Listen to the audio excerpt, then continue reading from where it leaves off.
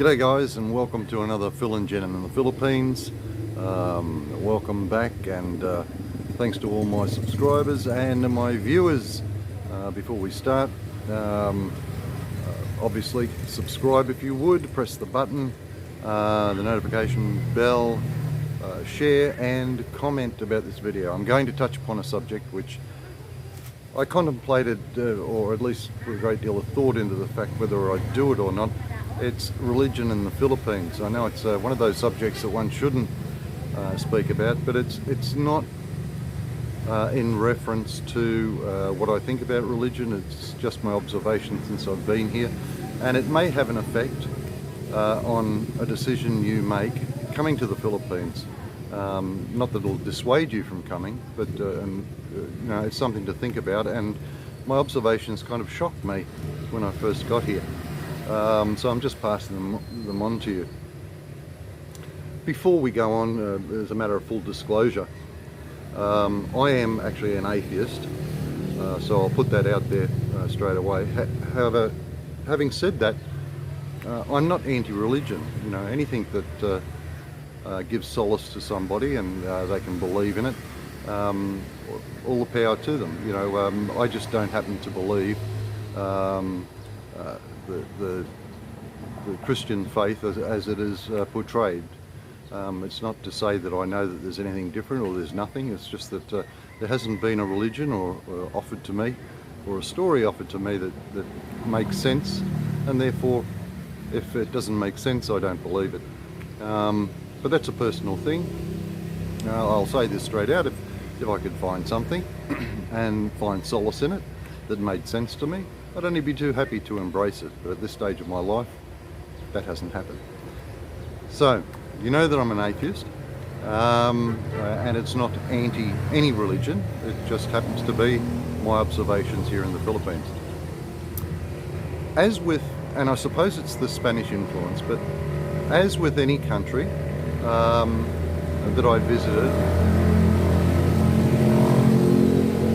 sorry about the noise.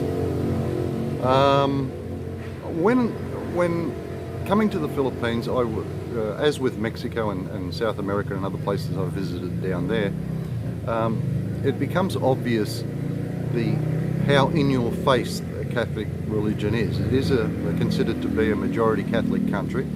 However, the Philippines is represented by virtually any religion you can think of, especially Judeo-Christian religions, and of course in the south there's Islam or Muslims, and they practice the Muslim faith.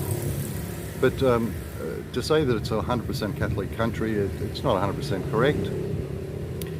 You know, the Mormons are here, the Seventh-day Adventists, the Baptists, a myriad, you know, even Hillsong is represented here in the Philippines.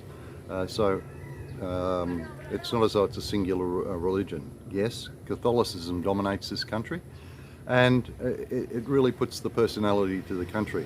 And when you get off the plane and start to travel throughout the Philippines, it is there and it's in your face. Every vehicle, or every second vehicle, has some praise or some psalms written on it, little natty sayings on the back of the vehicle, such as, you know, a gift from God.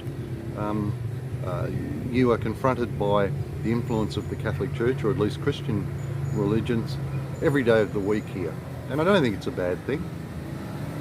On the whole, it makes the country very colourful, and they're proud of their religious beliefs.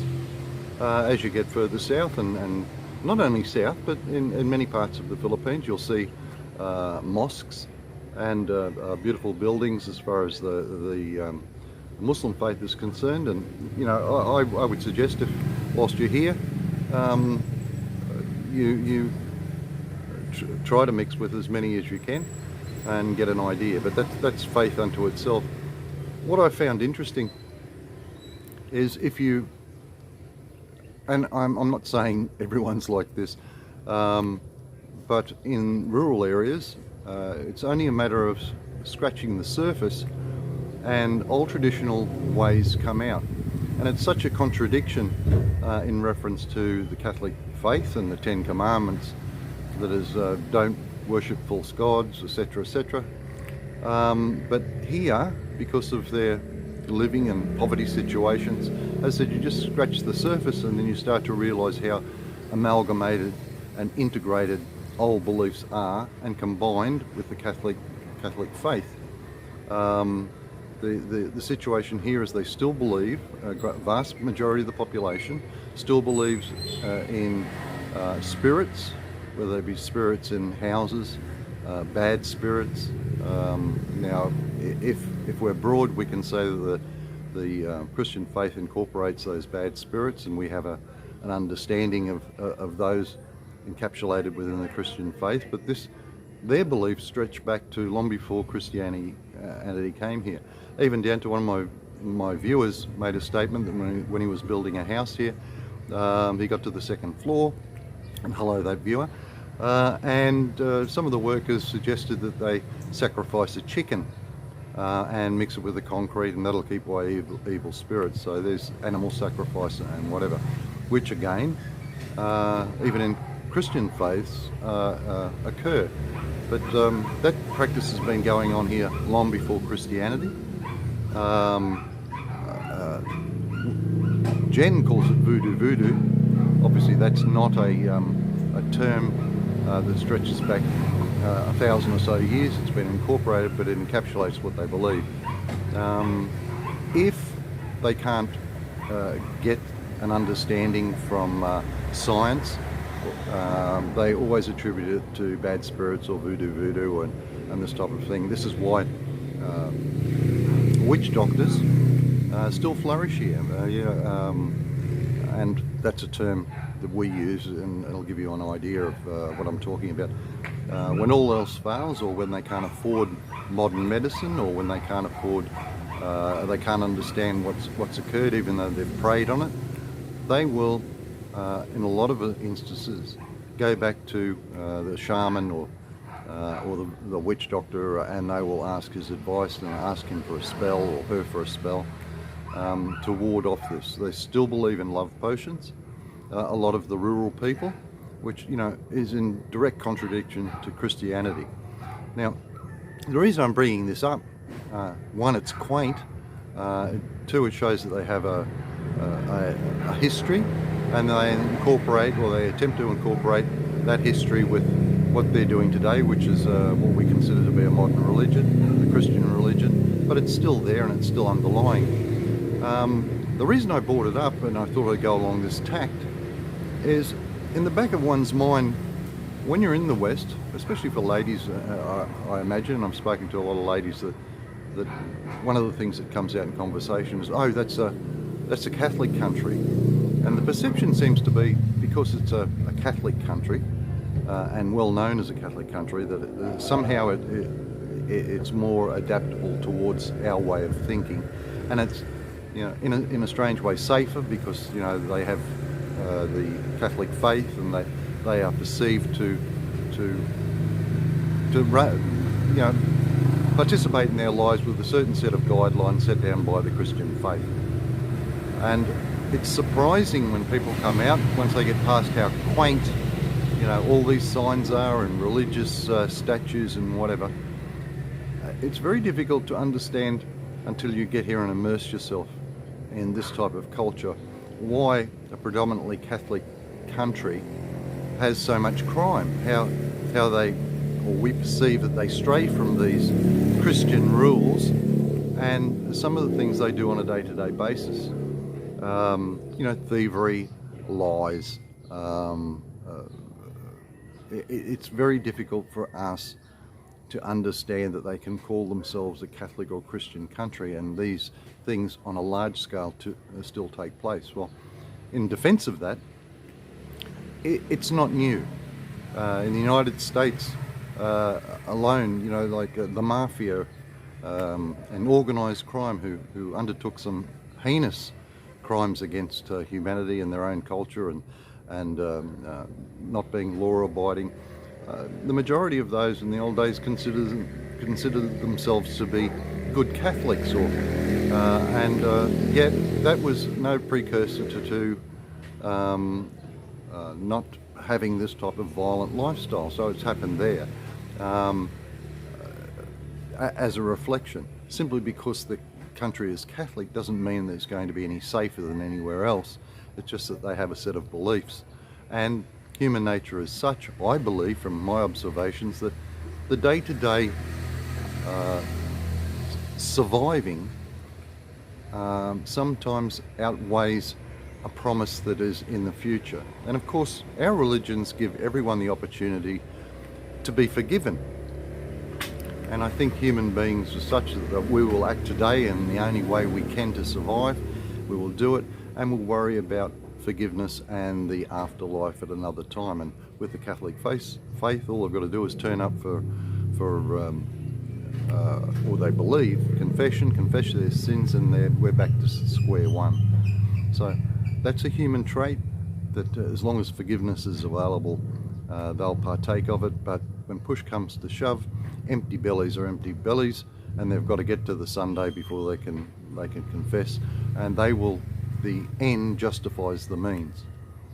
And this is not only in the Philippines, it's in Mexico and places like that where you get horrific crimes, and yet they still run under the persona of, say for instance, the Catholic Church or a Christian faith, and this type of thing carries on.